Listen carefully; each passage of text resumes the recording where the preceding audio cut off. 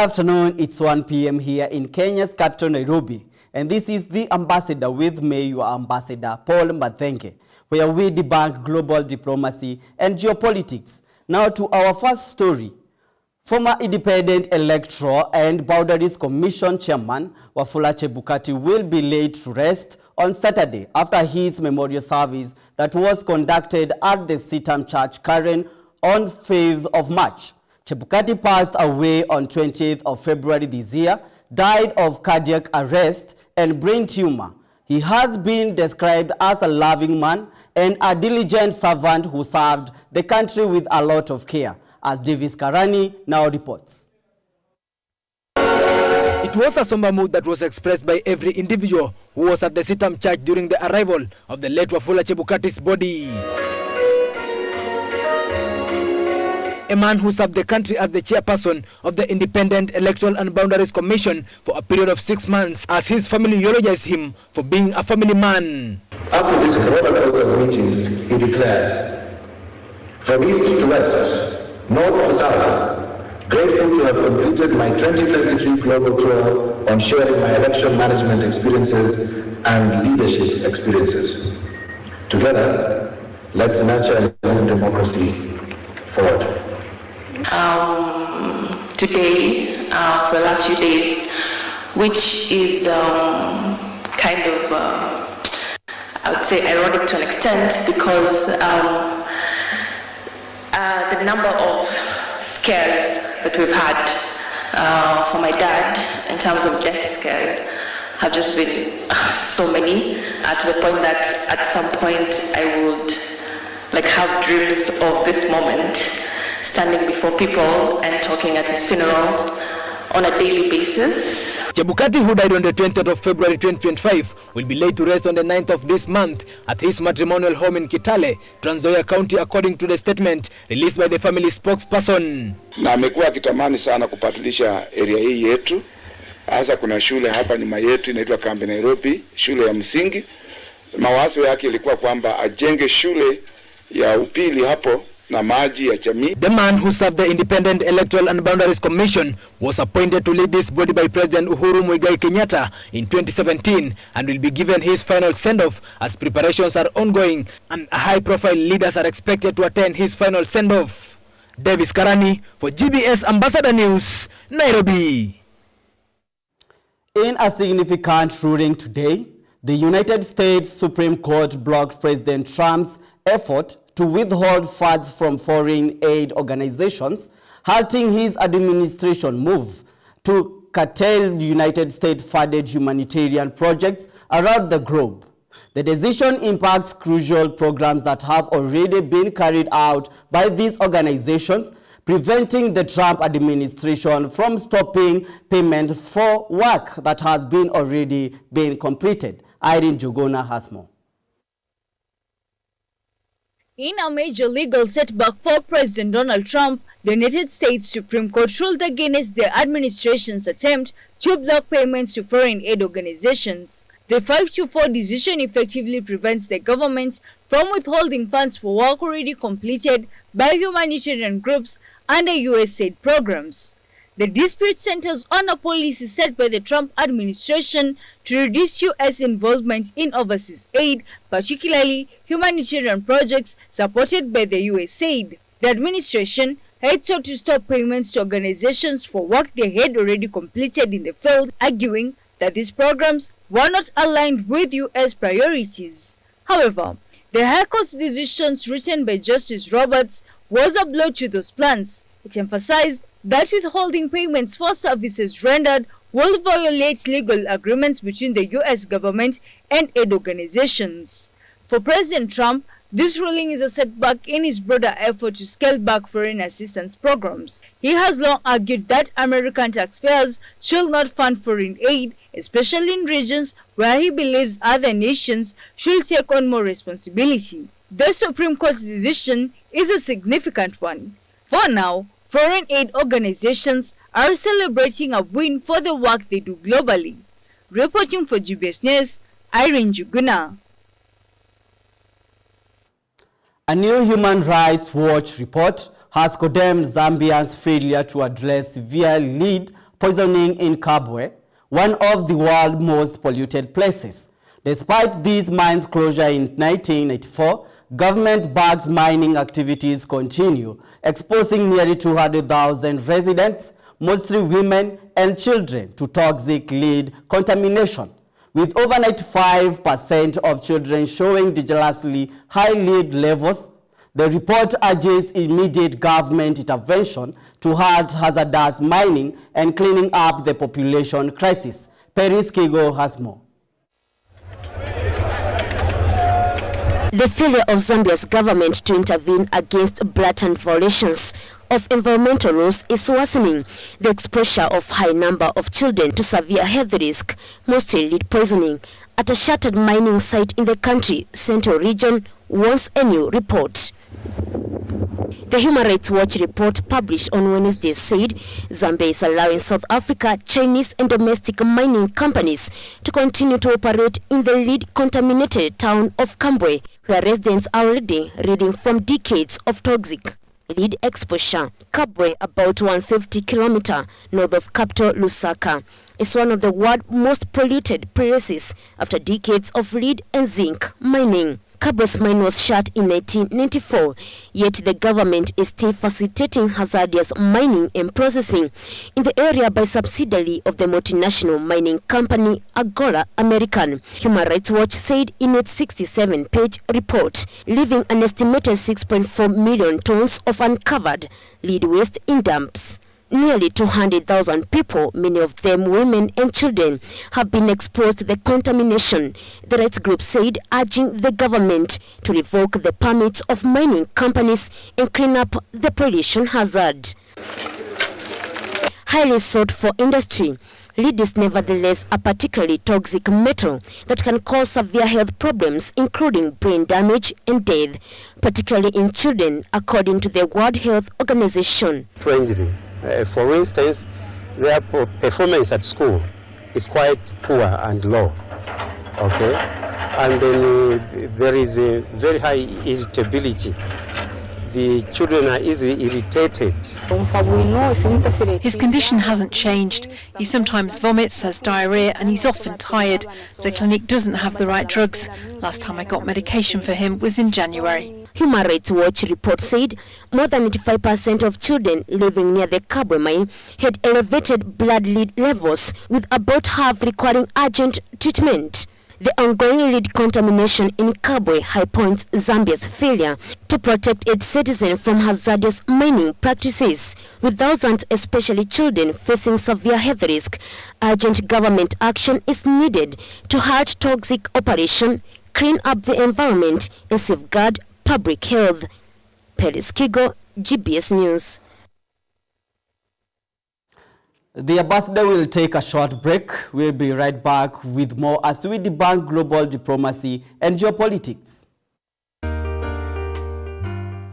Hello, kids. Did you know a year has 31,557,600 seconds? Why do you think so? Exactly. There are 60 seconds in a minute, 60 minutes in an hour, 24 hours in a day, and 365 and 25 days in a year. We count the extra 0.25 because of leap year. When you multiply all these numbers together, you get a huge number of seconds. That's why a year feels long, but time still flies when you are having fun.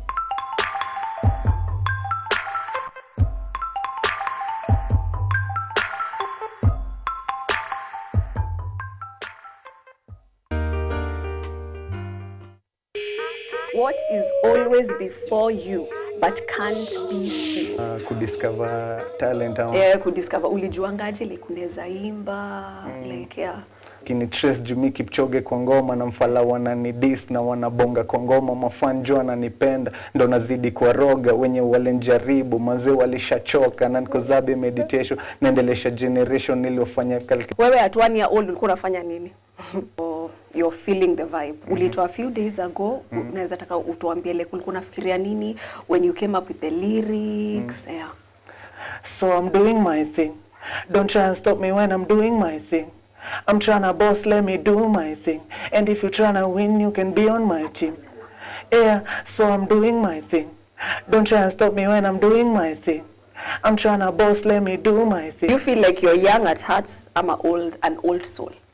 If you could only listen to one singer or band for the rest of your life, who will you choose?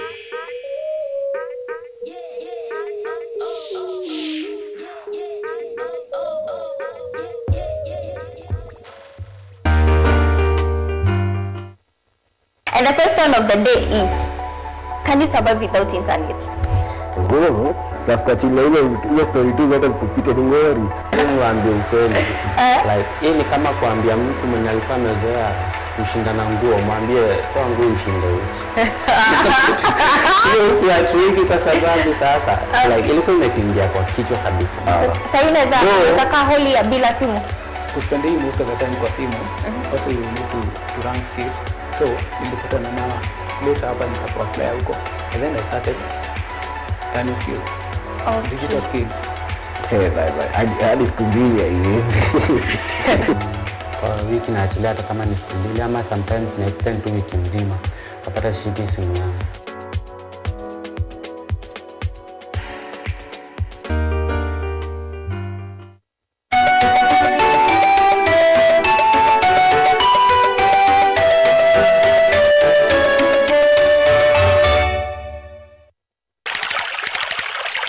Water remains to be the world's most precious commodity, but is the most misused. In times of drought, saving water is the only solution to making sure you have it. Don't use the shower when water is scarce. Instead, use the basin while bathing. Repair all leaking taps and pipes. Wash your car only when necessary. If not, use a piece of cloth to wipe it clean. Do not use the hose pipe to water your garden. Instead, use the water you clean your vegetable with to water your flowers. Do not release wastewater into rivers. Note that your downstream is someone else's upstream. Of all the waters available on Earth, only 1% is fit for human consumption. Every drop counts.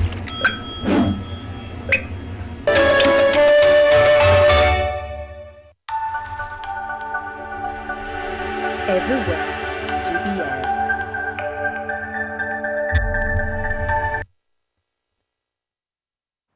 Welcome back to the Ambassador. Now, Cyclone Alfred continues to stall off Australia's east coast, forcing widespread disruptions across Queensland and New South Wales. Authorities have closed airports, suspended public transport, and shut down schools in preparation for heavy rain, damaging weeds and flash flooding as the storm makes its way toward Brisbane.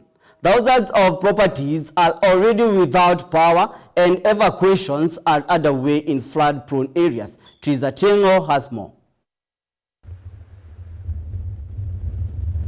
Cyclone Alfred, a Category 2 storm, stalled off the east coast of Australia today, triggering widespread disruptions across the region. The storm, which was initially expected to make landfall by Friday morning, is now expected to hit near Brisbane, Queensland state's capital, by Saturday morning. Authorities have taken swift action, closing airports, suspending public transport and shutting down schools as they prepare for heavy rainfall, strong winds and powerful surf. The cyclone's impact is expected to stretch across the border regions of Queensland and South Wales, with flash flooding, damaging winds and coastal erosions already being felt. Thousands of properties have lost power and emergency services are on high alert. The prolonged stall of Cyclone Alfred is expected to result in a longer period of extreme weather, particularly in northern New South Wales, where life-threatening flash flooding is a growing concern. Over 1,000 schools in southeast Queensland and more than 250 in northern New South Wales have been closed, while Brisbane's public public transport system has come to a halt. Brisbane Airport suspended operations with Qantas grounding flights, including international services until Saturday and domestic flights until Sunday. Local authorities have urged residents in flood-prone areas to evacuate as the Defence Forces prepares to support emergency efforts. This rare event marks the first direct cyclone impact on Brisbane since 1974, prompting residents and officials to take urgent precautions as the storm approaches. Trizatiengo, GBS News. Palestinians in the West Bank are living in fear by the growing number of Israeli military outposts and settlers. Farmers from Jordan Valley, a fertile land that is used for pasture, are worried that they will no longer have access to pasture to feed their livestock. Over the past few months, violence has been growing in the West Bank since the ceasefire in Gaza took place. Abdi Hamid Ali has more.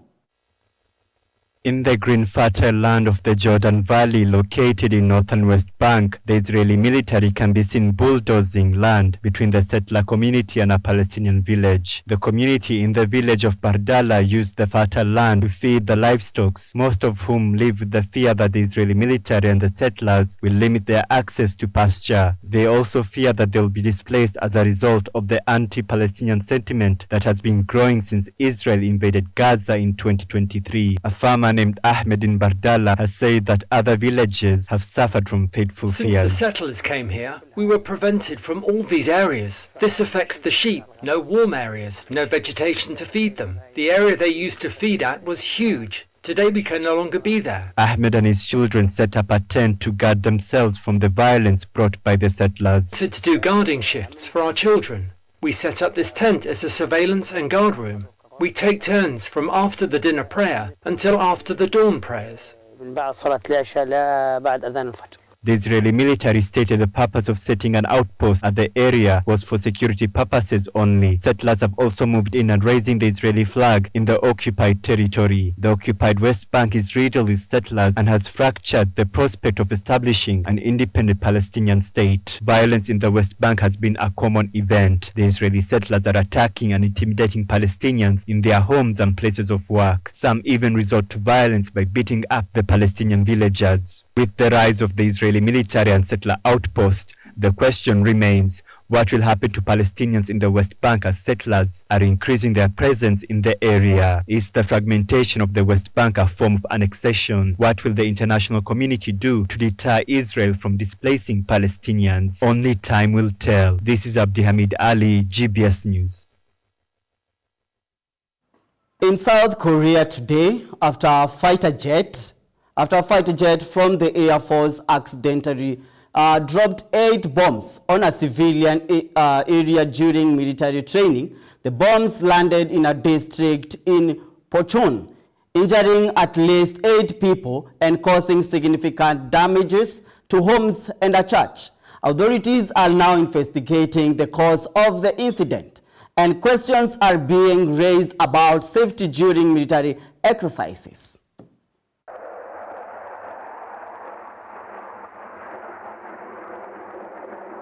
In a shocking turn of events, at least 8 people were injured after bombs accidentally dropped from a South Korean Air Force jet landed in a civilian district. The incident occurred on Thursday during a military training exercise. The bombs, which fell onto homes and a church, caused extensive damage to property. Firefighters and emergency services rushed to the scene to rescue those trapped in the rubble, with 7 reported injuries so far. Fortunately, no fatalities have been confirmed, but the damage to the area is severe. The South Korean Air Force quickly responded to the incident, expressing regret and confirming that the bombs were dropped accidentally during the exercise. While it's still unclear what led to the error, officials are conducting an investigation into the cause, with early reports suggesting a malfunction during the training flight. Local residents are in shock after the bombs fell so close to their homes. The community, already dealing with the damage, is now demanding answers on how such an accident could occur during routine military drills. Reporting for GBS News, Irene Juguna. President Donald Trump has granted automakers a 1-month exemption from his 25% tariffs on vehicles imported from Canada and Mexico, as long as they comply with existing trade rules. While this move provides temporary relief for the auto industry, the trade tensions between the United States, Canada, and Mexico continue. Trump also expressed openness to considering exceptions from other products. United States President Donald Trump has granted automakers a 1-month exemption from the 25% tariffs on vehicles imported from Canada and Mexico, provided they meet the US-Mexico-Canada Agreement content rules. This exemption applies to vehicles with at least 75% North American content and additional requirements for the US and Canadian-made parts in passenger cars and trucks. The announcement, following a call with Ford and General Motors, has led to a boost in their stock prices. The president is giving them an exemption for 1 month so they are not at an economic disadvantage. So the 3 companies that he spoke to are Stellantis, Ford, and General Motors. They requested the call, they made the ask, and the president is happy to do it. It's a 1-month exemption. Trump also indicated he is open to hearing about other products that should be exempted from the tariffs, which took place on Tuesday. However, despite this temporary reprieve, Trump made it clear that trade war with Canada and Mexico continues, particularly regarding efforts to curb fentanyl smuggling, even though data shows the majority of fentanyl entering the U.S. comes from Mexico. He said that he was not pleased, as you said. He said it's not good enough. He told Prime Minister Justin Trudeau that directly. The call ended in a somewhat friendly manner, as the president said, but he's not going to stop standing up for the American people. Canada has voiced frustrations with the unpredictability of U.S. policies, while Mexico is exploring alternative markets for its oil exports due to the U.S. tariffs. The automotive industry has welcomed the tariff exemption, offering temporary relief from higher costs that could add thousands of dollars to vehicle prices. However, the long-term impact of these tariffs remain uncertain as negotiations continue. Triza Tiengo, GBS News. The Central Intelligence Agency Director John Ratcliffe has announced that the United States will no longer share critical intelligence information to Ukraine. This controversial move comes after the United States paused in providing military aid to Ukraine. The Ukrainian military has stated that this move will hinder European leaders from sharing critical information in their war against Russia. Since last week, Ukraine has dealt with the fallout between United States President Donald Trump and Ukrainian President Volodymyr Zelensky. Here is more on the scene. The Trump administration seems to be on the offensive with their Eastern European ally. The CIA Director John Ratcliffe has stated that they will pause in sharing intelligence with Ukraine in the war against Russia. This news comes after the Trump administration halted in providing military aid to Ukraine. Critics have stated the halting of intelligence might affect the lives of Ukrainians, such as a missile attack by Russia. This move further strains the relationship between US and Ukraine. The US National Security Advisor Mike Waltz had this to say.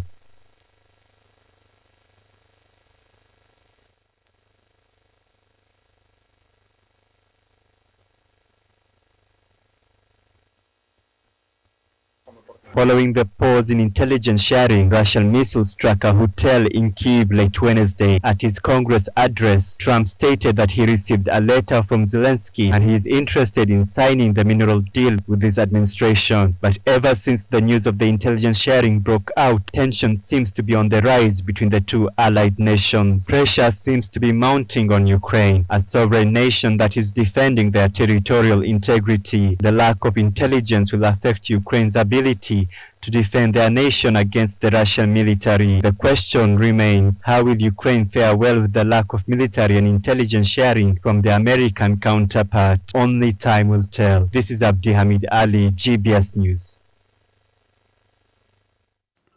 And that's all for today with me, your Ambassador Paul Mathenge, on the Ambassador 1 p.m. Follow all of our stories at GBS TV Africa. It's updated through the day. We meet tomorrow as we debunk global diplomacy and geopolitics. Thank you for your time and company.